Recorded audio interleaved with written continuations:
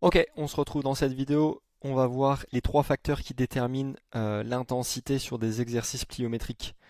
Et l'idée, c'est qu'à chaque fois, on va l'illustrer avec des vidéos. Donc les trois facteurs, on va avoir le premier qui va être la vitesse d'impact au sol. Donc ça qui va être lié à la gravité ou à une accélération supplémentaire. Je vais vous le montrer tout de suite après. Le deuxième facteur, ça va être le temps de collision, qui va être lié principalement au temps de contact au sol du coup. Et enfin le troisième facteur, ça va être la masse. Donc est-ce qu'il y a juste le poids de l'athlète ou alors est-ce qu'on lui rajoute une masse? Donc sur ces facteurs, on peut moduler des choses et ça va permettre de moduler justement l'intensité d'un exercice pliométrique. Ce qu'il faut comprendre, c'est que ces facteurs, c'est ceux qui permettent véritablement de moduler en gros les forces de réaction au sol, donc les pics de force. C'est ça qui va nous intéresser, c'est on va déterminer l'intensité d'un exercice pliométrique par rapport aux forces produites et notamment aux pics de force. Un pic de force beaucoup plus important, forcément, c'est ce qui va être nécessaire pour vraiment faire des progrès en pliométrie, en tout cas sur de la pliométrie assez intensive. Donc, premier facteur qui est le plus important, c'est la vitesse d'impact au sol. Donc la vitesse d'impact au sol, ça du coup, ça va être lié à la gravité. Donc en gros, plus vous tombez de haut, plus cette vitesse d'impact au sol, elle augmente. Donc là ici par exemple, si on tombe d'un petit step, il y a une certaine vitesse d'impact.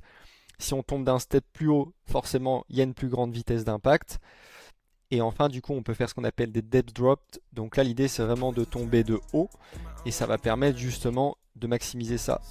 Donc là, on peut faire juste la phase de saut, c'est-à-dire vraiment excentrique pour venir bloquer et être capable de travailler sur ces gros impacts. Donc, sur cette vitesse d'impact au sol, du coup, c'est ça qui va déterminer, ça va être la hauteur de chute.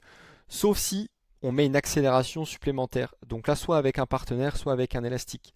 Donc avec un élastique, l'idée c'est que du coup, sur les exercices, comme ici, il a un élastique qui vient tirer au sol. Donc à chaque fois que l'élastique, il va le ramener au sol plus rapidement que si c'était juste sous la gravité. Donc ça peut permettre justement d'augmenter cette intensité. On vient augmenter la vitesse d'impact au sol. Ensuite, le deuxième facteur, le temps de collision. Donc si on prend le même exercice, donc par exemple un saut ici, le temps de collision, ça va changer énormément de choses. C'est-à-dire si cet exercice, en tombant de cette hauteur, je passe 200 millisecondes au sol, ça va être beaucoup plus intense que si j'en passe 400.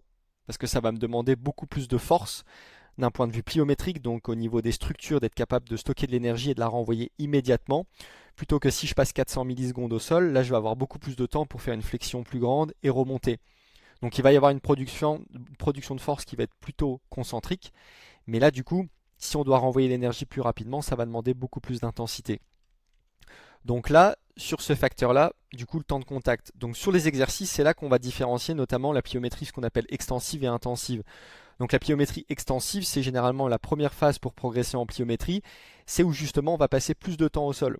Donc là, l'idée, c'est de faire des exercices où en fait, on va pas maximiser à fond le temps de contact au sol. On va plutôt jouer sur le relâchement, les placements, le gainage, mais par contre, on ne cherche pas encore à avoir les temps de contact au sol très très courts qui vont faire des pics de force beaucoup plus importants. Et ensuite, deuxième facteur qui peut influer là-dessus, c'est les sols. Plus vous allez sur des sols mous, plus ça va vous permettre aussi de freiner un petit peu cette intensité. Plus vous allez sur des sols durs comme la piste, là on va avoir un renvoi de l'énergie beaucoup plus important. C'est pour ça que la pliométrie, au départ, quand on est sur des phases où on ne cherche pas encore la performance à fond, mais même d'une manière générale sur le long terme pour éviter les blessures, on va beaucoup travailler sur sol mou. C'est ce qui va permettre vraiment que le corps s'adapte et vraiment qu'il n'y ait pas d'intensité trop forte dès le début sur du goudron ou de la piste. Donc là, on voit un test ici de RSI où là, du coup, il y a des temps de contact très courts. Et donc ça, forcément, sur ce type de test-là, si la même personne fait le même test avec des temps de contact beaucoup plus longs, ça va moduler l'intensité au niveau de la pliométrie.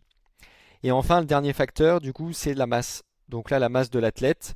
Et ce qui peut influer ça, du coup, ça va être est-ce qu'on ajoute de la masse. Donc ça peut être de la pliométrie avec du poids. Voilà.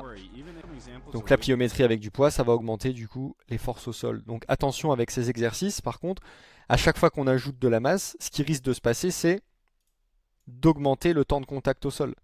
Parce que la personne, si on ajoute de la masse, elle va sûrement plus être capable justement de d'avoir comment dirais-je, cette phase excentrique et concentrique aussi rapide.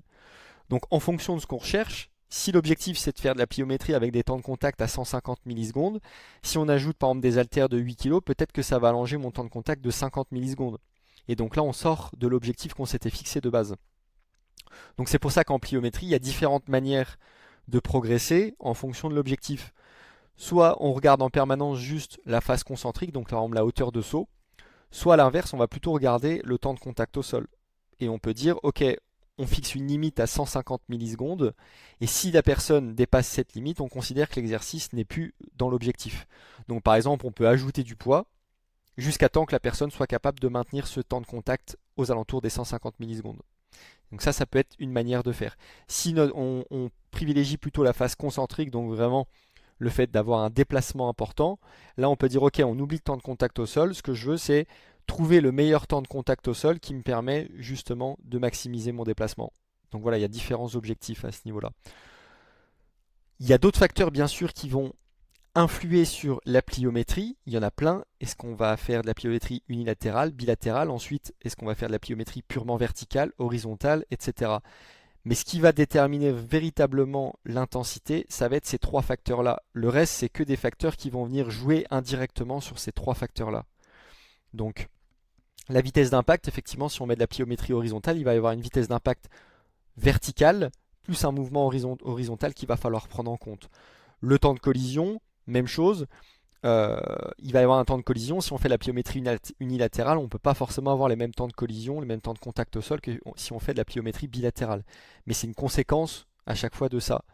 La masse, pareil, là on jouait principalement, ça va être sur le poids de l'athlète ou alors si on ajoute quelque chose.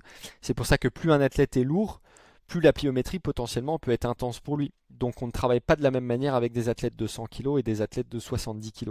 On ne peut pas faire la même chose en termes de volume d'entraînement, d'intensité et de progression. Voire même on n'utilise même pas du tout les mêmes types d'exercices pliométriques pour ne pas prendre de risques.